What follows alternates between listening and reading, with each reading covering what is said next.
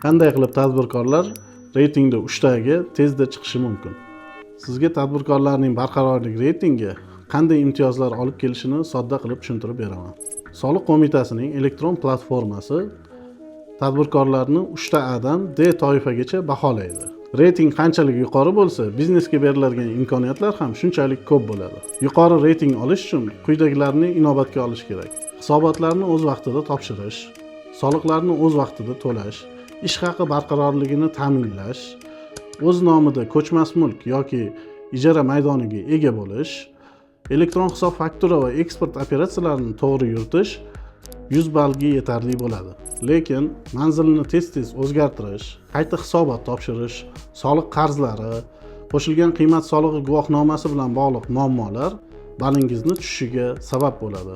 Bu esa imtiyozlardan mahrum bo'lish degani. Yaxshi tomoni shundaki, ballingizni oshirish uchun qo'shimcha imkoniyatlar mavjud. Masalan, ijtimoiy himoyadagi xodimlarni ishga olish, yashil energetika, raqamli markirovka va shunga o'xshash holatlar ballingizni yuqoriga olib chiqishiga sabab bo'ladi. 3 ta A toifasiga kiruvchi korxonalar soliq tekshiruvlaridan to'liq ozod bo'ladi. Shuningdek, qo'shilgan qiymat solig'i bir kun ichida qaytarib beriladi. Davlat xaridlari va eksportchilar uchun maxsus imtiyozlar beriladi. Lekin bularning barchasiga erishish uchun eng muhim narsa bu to'g'ri yuritilgan buxgalteriya va xatosiz topshirilgan soliq hisobotlaridir. Shu yerda sizga All Finance jamoasi yordam beradi.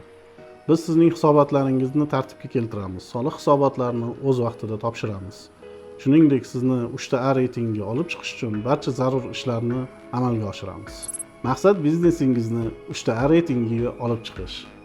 Reytingingizni oshirib, imtiyozlarga ega bo'lmoqchi bo'lsangiz, biz bilan bog'laning.